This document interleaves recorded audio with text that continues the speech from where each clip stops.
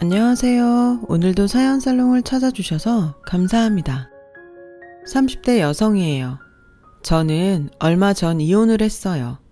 자랑할 일은 아니지만 또 숨길 일도 아닌 것 같아 제 이야기를 한번 해볼까 하는 마음으로 사연을 보내게 되었어요.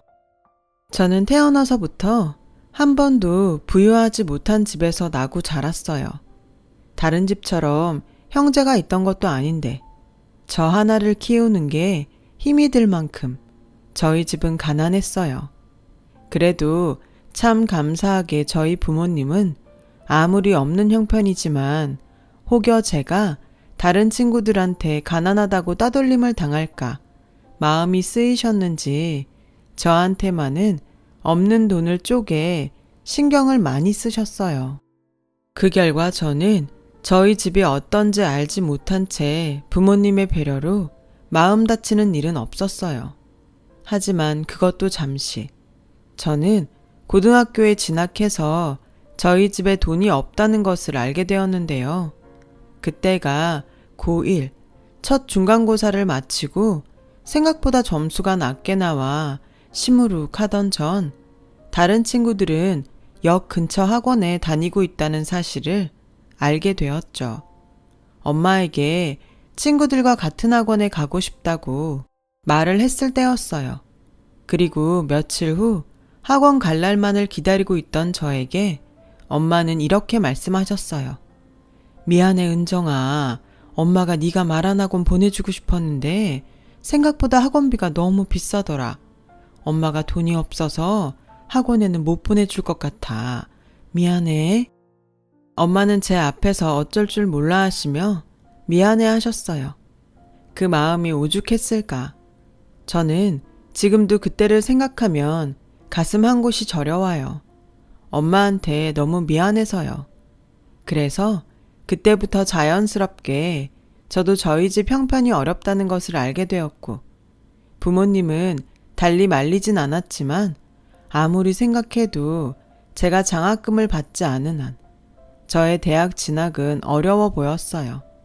하지만 저 역시 대학 진학에 꿈을 포기하기엔 쉽지가 않았고 어떤 소설이나 드라마처럼 죽기 살기로 공부를 하면 장학금을 받을 수 있지 않을까 하는 생각에 정말 태어나 처음으로 올인한다는 마음으로 공부에만 매달렸지만 제가 장학금을 받는 기적은 일어나지 않았어요.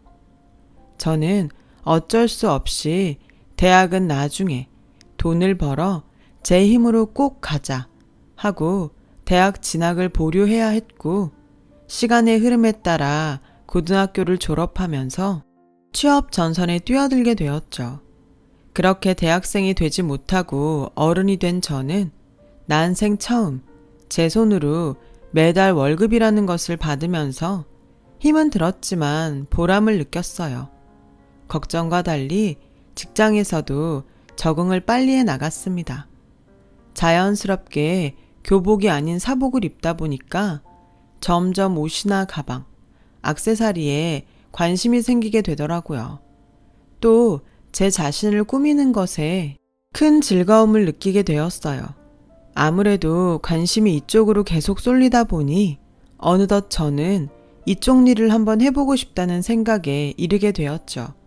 그래서 딱 2년 동안 자본금을 모으기 위해 직장을 다녔고 목표했던 돈이 모이자 과감하게 사표를 냈어요.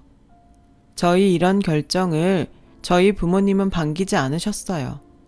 아무래도 안정적인 길을 버리고 뭔가 겉으로 좋아 보이는 것에 혹해서 괜한 시간과 돈만 버린다고 생각하셨던 것 같아요. 부모님이 어떤 걸 걱정하는지 알기에 창업하기 전 돌다리도 두드려 본다는 심정으로 정말 꼼꼼하게 정보 수집도 하고 직접 발로 뛰면서 쇼핑몰 사업을 준비했습니다.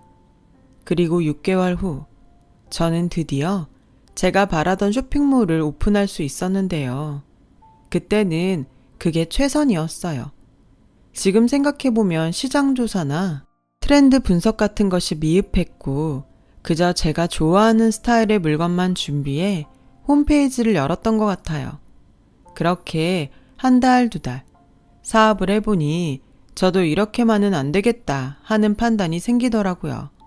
그때부터는 정말 본격적으로 동대문과 지하상가를 뛰면서 시장 조사라는 것을 하고 하나하나 고쳐 사업 방향을 수정하며 사업에 매진하니 또 6개월 정도가 지나자 하루에 한두 개 팔면 다였던 제 쇼핑몰은 하루에도 50개는 좋게 파는 정도가 되었어요. 물건을 많이 팔 때마다 물건을 포장하고 발송하는 일도 늘어서 밥 먹는 시간도 부족할 만큼 일을 하게 되었죠. 돈 버는 맛을 알아 그런지 정말 하나도 힘이 들지 않더라고요. 왜 너무 신이 나면 밥을 먹지 않아도 배가 부르고 잠을 자지 않아도 피곤하지 않다고 하잖아요. 그 말을 몸소 실감했어요. 그리고 자연스럽게 이 사업을 더 잘해보고 싶다는 욕심이 생겼어요. 그렇게 워커홀릭이 되어갔죠. 그렇게 살기를 몇 년. 제 친구들은 이제 대학 졸업을 앞두고 취업하기 위해 애를 쓰는데 저는 제 손으로 차도 뽑고 집도 사고 그 나이에 만지기 어려운 돈을 버니 대학에 못 간 저를 불쌍하게 보던 친구들이 나중엔 저를 부러워하기 시작하더라고요. 부모님도 마찬가지로 그거 해서 손해나 안 보면 다행이라고 걱정하시더니 제가 아파트를 장만해드리자 그 말도 쏙 들어갔어요.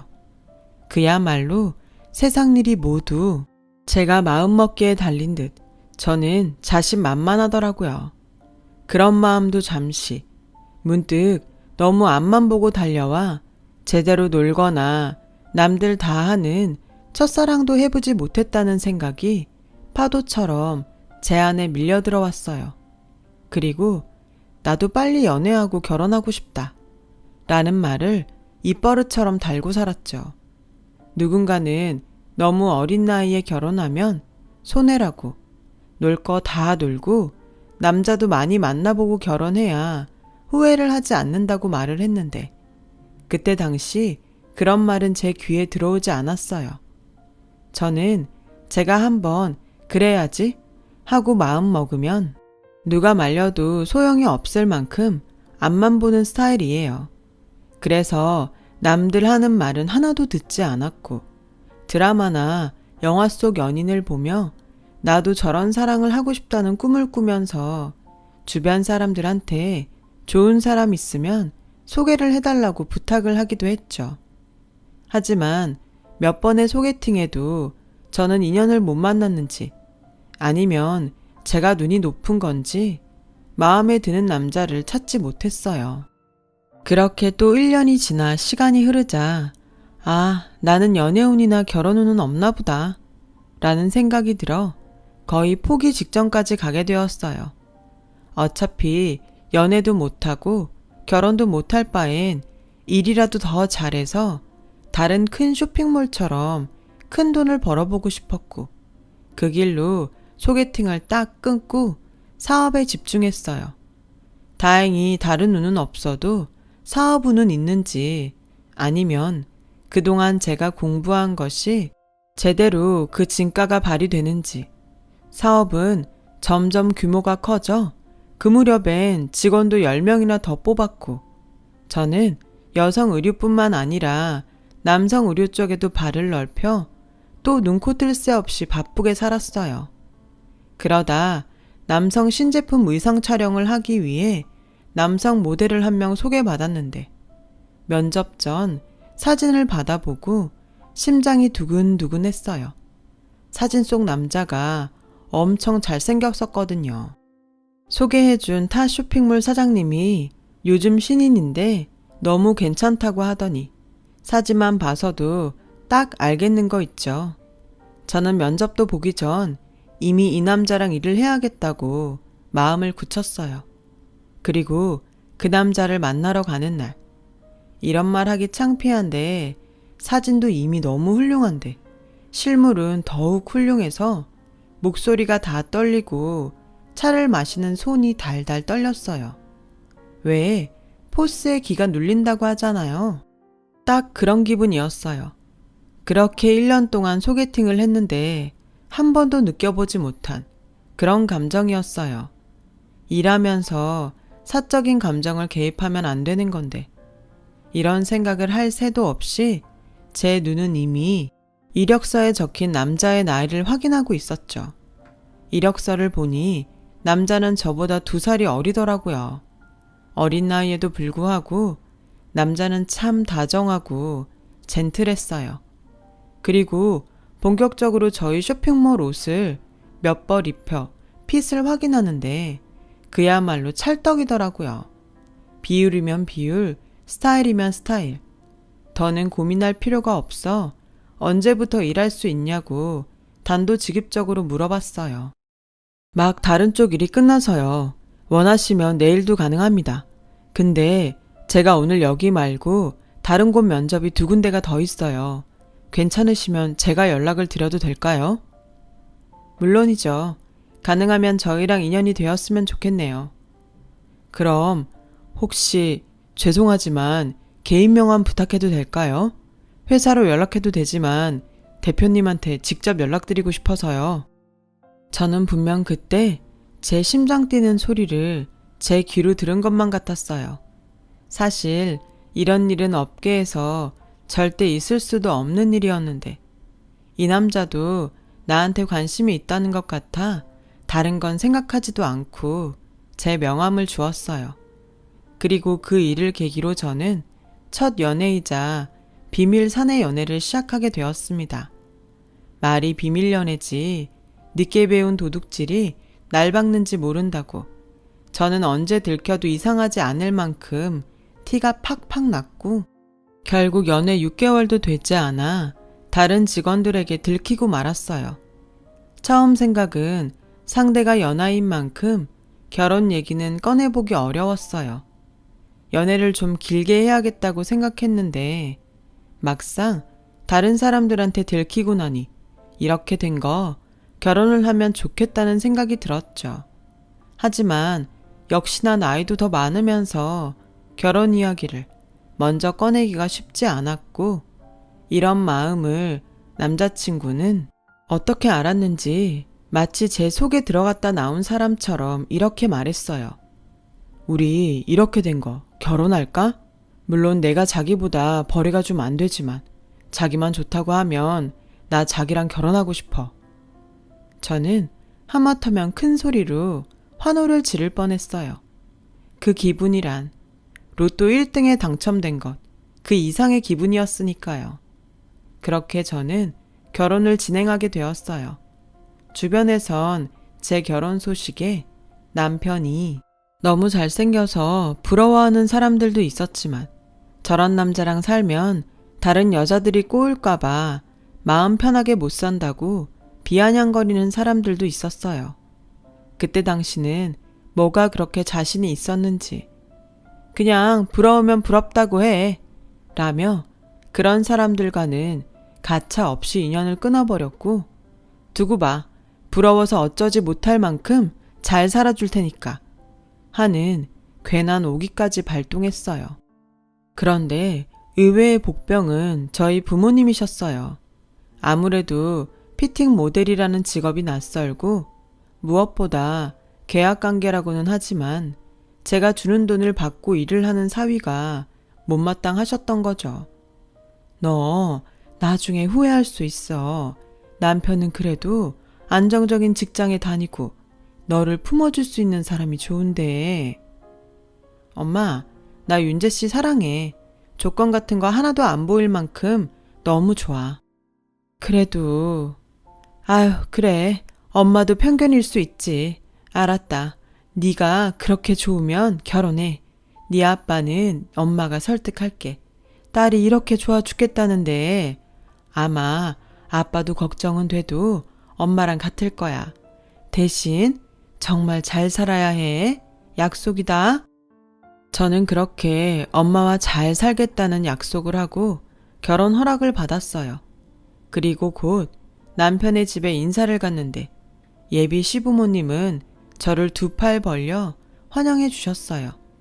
저를 처음 본 예비 시아버지는 남편에게 대충 제 이야기를 들은 듯 보였지만 저에게 쉴 새 없이 질문을 쏟아내셨고 저는 무슨 인터뷰도 아닌데 그 질문에 답을 드리느라 정신이 하나도 없을 정도였어요. 그래, 지금 하는 사업이 연수입이 어떻게 되나? 연수입이요? 응, 답답하니까 빨리 좀 얘기해봐. 네, 아마 못해도 연수입으로 따지면 50억은 될 거예요. 50억? 세상에나, 어떻게 그렇게 젊은 나이에 그런 큰 돈을 버나? 내가 이런 며느리를 얻는다고 당장 나가서 동네방네 자랑 좀 하고 와야겠어. 50억이라는 말을 듣고 예비 시아버지는 정말로 신이 잔뜩 나서 밖으로 나가셨어요. 예비 시어머니는 아무래도 술판을 벌이러 나가는 것 같다며 신경 쓰지 말라고 하셨는데 지금 생각해보면 그때부터 저는 신경을 좀 썼어야 했네요. 누가 봐도 제가 버는 연수입에 신이 나신 게 분명했죠. 하지만 그땐 전혀 그런 쪽의 생각은 1도 하지 못했어요. 그렇게 단꿈에 젖어 결혼식을 올리고 꿈같은 신혼생활을 보내게 되었어요. 어찌나 좋던지. 그동안 돈 버는 재미 말고는 세상에 재미있는 게 하나도 없다고 생각했는데 남편을 만나 연애하고 결혼하고 신혼생활을 하니 이 재미는 돈 버는 재미, 그 이상이더라고요. 그런데 문제는 역시 차이가 나도 너무 나는 저와 남편의 수입이었어요. 당연하게 수입이 많은 저는 신혼집에도 절반 이상을 보태고 생활비며 각종 경조사를 제 돈으로 해결했고 남편은 그럴 때마다 미안해했지만 시간이 지나면서 그 미안함도 점점 무뎌지더라고요. 하지만 결혼은 함께 생활하는 거고 제가 좋아서 그렇게 한 거니 기분이 나쁘진 않았어요. 그때도 저의 사업은 계속 잘 되고 있었거든요. 제 수입은 계속 늘어갔어요. 그래서 이 정도는 쓰고 살아도 상관없다고 생각했고요. 지금 뒤돌아보면 참 멍청하게 그저 없었는데 결혼을 한 지 얼마 안 된 며느리들이 그러하듯 저 역시 예쁨 받는 며느리가 되고 싶어 별 날이 아닌 날에도 시부모님께 찾아가 살갑게 굴곤 했어요. 어머니, 제가 아버님이랑 단풍 구경 여행 보내드릴까요? 두 분이 우붓하게 여행 한번 다녀오세요. 제가 호텔도 예약하고 경비도 드릴게요. 어머, 안 그래도 되는데 정말 가도 되니? 그럼요. 그리고 여기 오기 전에 백화점에 갔는데 어머니 화장품 떨어지실 때 된 것 같아서 제가 한 세트 사왔어요. 한번 보세요. 어머, 어쩌면 넌 이렇게 센스가 좋니? 이래서 며느리는 잘 얻고 볼 일이야. 이 정도 가지고 뭘요. 그리고 이건 아버님 가을 점퍼요. 지난번에 보니까 간절기에 입으실 만한 옷이 없더라고요. 며느리가 옷 장사하는데 아버님 옷이 없다는 게 말이 돼요. 그래서 제가 백화점 간 김에 하나 좋은 거 사왔어요. 예, 너무 고맙다. 우리가 네 덕에 요즘 살맛이 다 나. 너 이따 밥 먹고 가라. 내가 너 좋아하는 갈비찜 해줄게. 시부모님은 제가 무언가 해드리면 너무나도 고마워하며 저에게 참 잘해주셨어요. 저 역시 이런 반응이 너무 좋았기에 뭐든 제가 할 수 있는 거라면 기꺼운 마음으로 해드렸죠. 그 뒤에도 친정 부모님에게 용돈이든 선물이든 할 때면 늘 똑같이 챙겨드리거나 어떤 날은 조금 더 많이 챙겨드리곤 했어요. 시댁이 예전 저희 집처럼 형편이 그리 넉넉하지 않았거든요. 저희 집이야 제가 사업으로 조금 성공해 지금은 남부럽지 않게 사시지만 그렇지 못한 때가 길었잖아요. 그래서 마음이 뭔가 많이 부족해 보이는 시댁에 조금 더 기울었던 것 같아요. 그리고 제가 무언가 해드리면 여지없이 시부모님과 남편이 고마워했고 그래서 저는 남들은 몰라도 나는 시댁 식구와 얼굴 붉히는 일은 없겠다고 호언장담했었죠. 하지만 이런 저의 호의가 계속되자 시부모님은 저의 호의를 점점 자신들이 당연히 받아도 되는 권리인 줄로 알더라고요. 점점 제가 해드리는 것 이상을 바라셨어요. 얘 며느라, 너도 알다시피 내가 몸이 하루가 멀다 하고 체력이 떨어지고 있지 않니? 그렇다고 이 나이에 하던 일을 그만두고 다른 편한 일을 찾을 수도 없고, 그렇다고 수입도 없이 아무것도 안 하자니 생활이 어렵고, 그래서 하는 말인데 너 니네 친정에 매달 주듯 우리한테도 생활비를 좀 주면 안 되겠니? 왜 너가 주는 용돈 있잖아. 거기에 얼마 좀 더 보탠다 생각하면 무리도 아닐 것 같은데. 네? 생활비를 달라고요? 어허, 내가 언제 달라고 했나? 주면 어떠냐고 했지. 그게 그 소린데 뭐가 다르다는 건지. 저는 그때부터 뭔가 잘못 굴러간다는 느낌을 받았어요. 솔직히 기분이 좋지 않죠. 제가 드리고 싶어 드리는 게 아니라 달라고 해서 뺏기는 기분이 들었거든요. 그리고 황당하게도 아버님은 정말로 다니던 직장을 그만두셨어요. 그리고 마치 저랑 합의가 된 듯 저에게 전화하셔서 이렇게 말씀하셨죠. 얘 며느라, 나 사표 내고 나왔다. 이것들이 아주 알턴이 빠져 시원하다는 듯 붙잡지도 않더구나. 이렇게 됐으니 너 이제 용돈 보낼 때 금액 좀 더 신경 써서 입금해라. 알겠지? 아버님은 이런 식으로 통보하듯 전화를 거셨고 제 대답은 듣지 않고 전화를 끊어버리셨어요. 황당하고 어이없고 내키진 않았어도 남편의 면을 봐서 일단은 참기로 했어요. 이번 일로 남편이 저에게 굉장히 많이 미안해했거든요. 그래서 참았는데 시댁 식구들은 그런지도 모르고 저에게 점점 더 대놓고 금전을 요구했어요.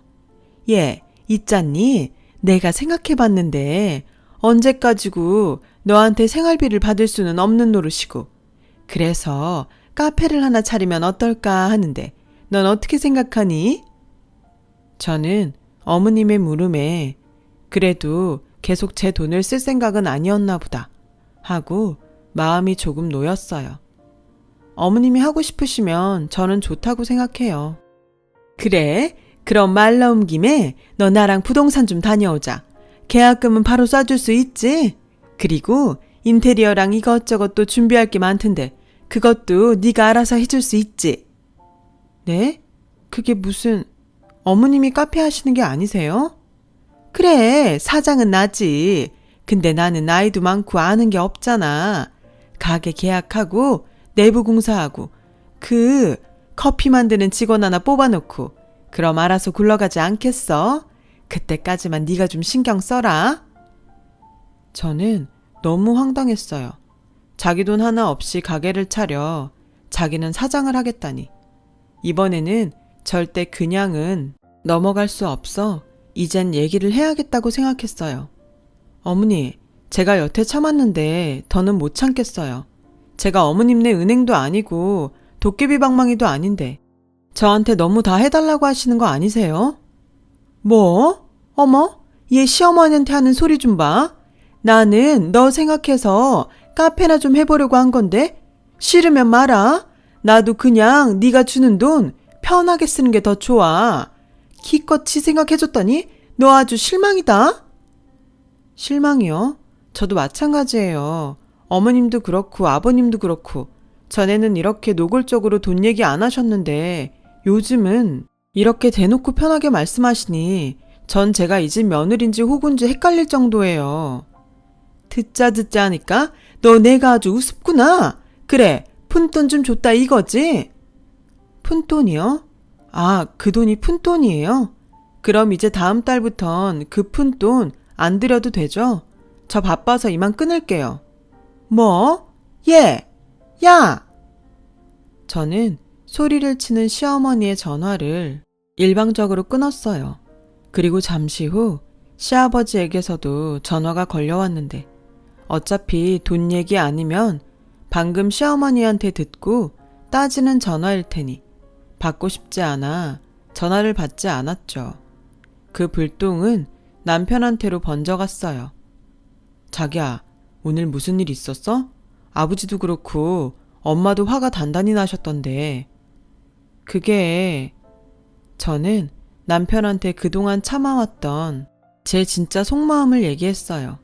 그러자 남편은 한숨을 크게 쉬고 아무 말도 하지 않았는데 한참 뒤에 남편이 그러더라고요. 내가 곰곰이 생각했는데 우리 부모님이 잘못한 게 맞아. 내가 가운데서 잘했어야 했는데 늦게 알아서 미안해. 아니야. 내가 말을 안 했잖아. 앞으론 뭐든 자기랑 얘기하고 같이 상의할게. 그래. 아, 그리고 있잖아. 나도 자기랑 상의할 게 있는데. 남편은 그동안 오래 고민하고 내린 결정이라며 저에게 사업을 함께 하자고 말했어요. 즉, 저희 쇼핑몰에서 남성 의류 및 자파만 따로 독립시켜 자신이 맡아 해보고 싶다는 소리였죠. 아무래도 내가 남자니까 그쪽으론 내가 더 잘할 수 있을 것 같고 또 앞으로 발전시키는 것도 여자인 자기보다는 내가 하는 게 더 낫지 않겠어? 어차피 우린 부부라 둘이 해도 하나인데 어때? 남편은 저에게 애절한 눈빛을 보내며 말을 했어요. 그런데 저는 솔직히 잘 모르겠더라고요. 그래서 당장은 똑 잘라 분리할 수 없으니 작게라도 한번 시작해 보라고 말했죠. 남편은 마치 제가 그러자고 얘기한 듯 신이 나서 관계자를 만나고 오겠다고 밖으로 나갔어요.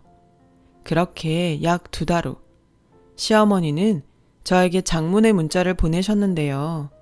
내용을 읽어보니 카페는 정말 저를 생각해서 해보려고 했던 거지 다른 뜻은 없었다고. 당장 생활비가 없어 공과금도 밀리고 쌀도 떨어져 먹을 것이 없다며 너무 힘들다는 내용이었어요.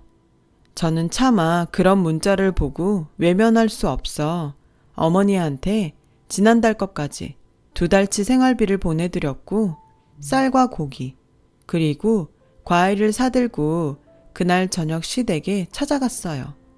단판을 지으려고요. 어머니, 아버님, 드릴 말씀이 있어요. 우선 지난번 제가 말 심하게 한 건 잘못했습니다. 근데 앞으로 계속 제가 이 집에 모든 돈을 대는 건 무리예요. 그래서 드리는 말씀인데 당분간은 제가 드리는 돈으로 생활하시고 두 분도 일자리를 구해보시는 게 어떨까 합니다. 저도 알아볼게요. 그래. 그러마. 시아버지는 내키지 않는지 짧게 대답했고 시어머니는 아예 대답을 하지 않으셨어요. 그래도 저는 할 말을 했기에 만족하고 집으로 돌아오는데 핸드폰에 카드를 긁을 때 뜨는 문자가 오더군요. 남편에게 주유카드로 쓰라고 준 카드였어요. 사용처는 호텔. 이상한 직감이 밀려오는 그때 또 다시 문자가 날아오더라고요. 문자 내용은 아까 긁은 카드 사용 취소 문자였어요. 기분이 쎄했죠. 저는 곧장 내비게이션에 문자에 찍힌 호텔 이름을 치고 차를 몰고 갔는데 호텔 규정상 투숙객 정보를 알려줄 수 없다는 소리를 들었어요. 그날 저녁, 저는 남편에게 문자에 대한 설명을 요구했어요. 남편은 사업차 만난 사람이 지방에서 올라와 호텔을 잡아준다는 게 실수로 제 카드를 긁었다고 하더군요. 남편은 마치 제가 물을 걸 예상이라도 한 듯 놀라거나 당황하는 기색이 하나도 없었는데요. 저는 그게 더 이상했어요. 그래서 알겠다고 넘어가는 척하고 남편이 샤워를 하러 가는 사이 핸드폰을 확인하려고 하는데 핸드폰이 없더라고요. 알고 보니 남편은 샤워하러 가면서도 핸드폰을 들고 갔던 거 있죠. 그것만 봐도 하는 짓이 수상해 뭔가가 있는 게 확실하다는 생각을 했어요. 그래서 저는 곧장 남편이 쓰는 노트북을 확인했죠. 다행히 미리 켜둔 노트북에 카카오톡이 로그인 되어 있었어요. 남편이 누구와 대화를 주고받았는지 모두 확인할 수 있었습니다. 그때까지만 해도 저는 몰랐어요. 그게 판도라의 상자였다는 것을요. 오빠, 잘 넘어갔지? 내가 말하는 대로만 얘기하면 그 할망구 절대 모를 거야. 역시 우리 애기가 알려준 대로 하니까 뭐라고 못하더라. 거봐. 그리고 오빠는 언제 이혼해?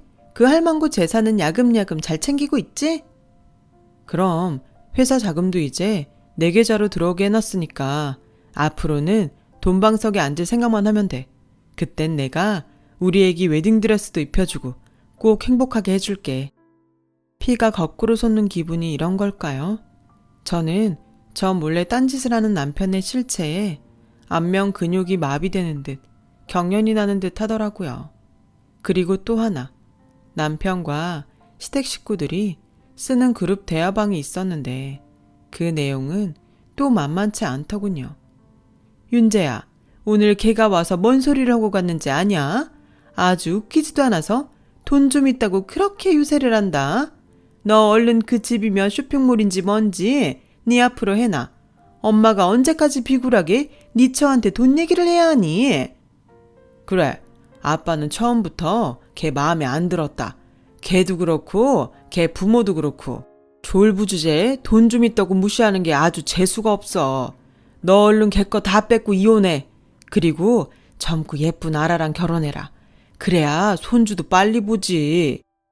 그래, 너 잠자리는 잘 피하고 있지? 괜히 빌미 만들어주지 말고 처신 잘해. 알겠어. 엄마도 그렇고 아빠도 그렇고 1절만 해. 내가 다 알아서 한다니까. 앞으로 1년이야. 1년만 참아. 저는 정말 깜빡 속았어요.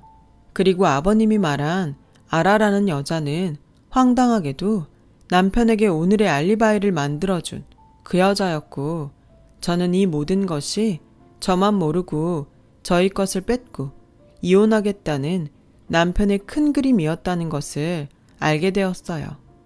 샤워를 마친 남편이 나올까 얼른 방금 읽은 대화 내용은 물론이고 그 이전의 대화까지 모두 돌려놓았고, 남편보다 제가 이혼을 더 빨리 할 수 있도록 초소형 카메라를 구입하고 남편의 차에 몰래 설치를 해두었어요. 분명 그 아라라는 여자가 찍힐 거라고 생각했거든요. 그리고 한 달 정도 후에 저는 남편의 차에서 카메라를 회수해 영상을 확인하는데 고맙게도 그 영상 속엔 남편과 부적절한 관계를 맺고 있는 그 아라라는 여자의 모습이 똑똑히 찍혀 있었어요. 저는 서둘러 사업 회계를 맡은 직원과 관계자 몇 명을 소환했습니다. 이미 남편의 계략을 다 안다는 것을 말하고 어디까지 남편에게 자금이 흘러갔는지 파악하기에 이르렀어요.